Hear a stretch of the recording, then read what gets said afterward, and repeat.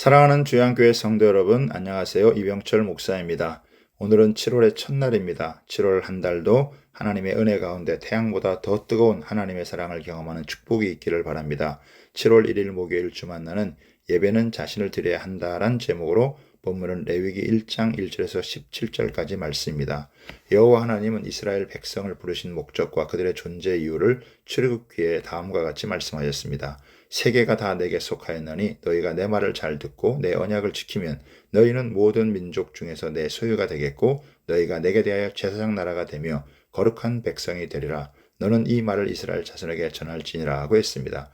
하나님은 이스라엘 백성을 거룩한 백성, 제사장의 나라로 부르셨습니다. 하나님의 이 위대하고 놀라운 부르심에 어떻게 부합할 수 있는지 알려주는 것이 바로 레위기입니다. 레위기는 하나님께 드리는 제사를 통해 하나님을 가까이 할 수 있고 율법과 절기를 통해 거룩한 공동체를 만들어가는 것을 말씀하고 있습니다. 오늘 본문을 통해 두 가지를 살펴보겠습니다. 첫 번째는 모든 것을 온전히 드려서 예배해야 합니다.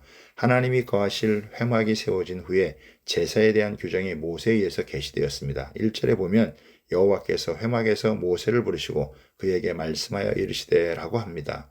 출애굽기 19장 3절에는 여호와께서 모세를 산에서 부르셨는데 이제는 회막에서 부르십니다. 자신의 백성과 함께 하시기 위해서 무한히 자신을 낮추신 하나님의 모습을 볼 수 있습니다.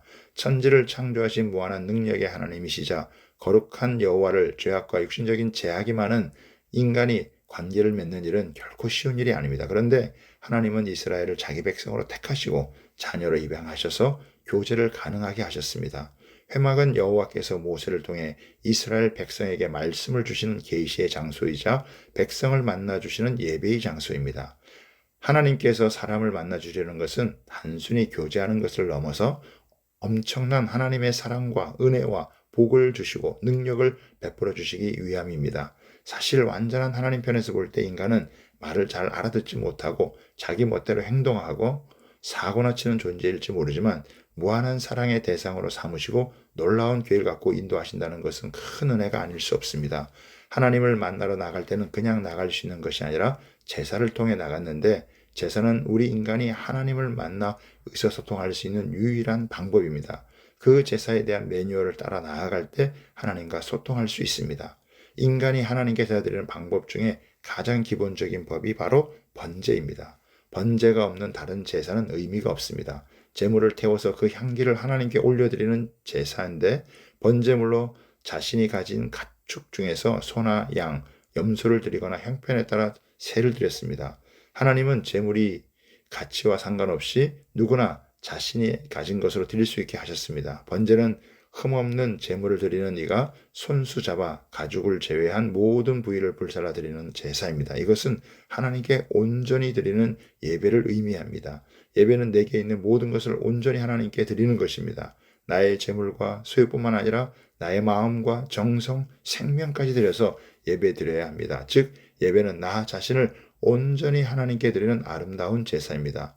두 번째는 속죄의 은혜로 예배를 드립니다. 하나님과 인간에게는 뛰어넘을 수 없는 간극이 존재하는 것은 하나님은 무한히 거룩하신 분이시고 인간은 무한한 죄인이기 때문입니다. 그런데 거룩하신 하나님과 완전한 죄인이 어떻게 함께 할 수 있겠습니까? 인간의 죄와 부정을 제거하고 하나님과 함께 할 수 있는 방안이 바로 제사입니다. 4절에 보면 그는 번제물의 머리에 안수할지니 그를 위하여 기쁘게 받으심이 되어 그를 위하여 속죄가 될 것이라고 했습니다. 그래서 제물을 가져온 사람이 번제물에 손을 얹고 안수하고 직접 잡았습니다. 제사장은 그 피를 받아 사방에 뿌렸습니다. 백성은 자기 죄를 대신하여 죽어가는 소나 양을 보며 죄가 얼마나 끔찍한 것인지 자신의 죄가 얼마나 큰 핏값을 지불한 것인지를 처절하게 깨달았습니다. 이처럼 인간의 죄가 다른 생명의 희생을 필요로 한다는 사실입니다. 제물의 생명과 피를 드린 자가 죄사함을 얻습니다. 피 흘림을 통해 죄의 악체가 제거될 때 하나님께 올려지는 아름다운 향기가 됩니다. 우리는 죄로 인해 결코 하나님 앞에 나아갈 수 없는 존재였지만 하나님의 어린 양 예수 그리스도께서 피 흘려 죽으셔서 우리 죄를 해결하셨기에 우리는 이제 하나님께 마음껏 나아갈 수 있는 자녀가 되었습니다. 우리의 예배는 주님의 피와 찢긴 몸을 통해 하나님께 나가는 것임을 기억하고 감사로 예배하기를 바랍니다.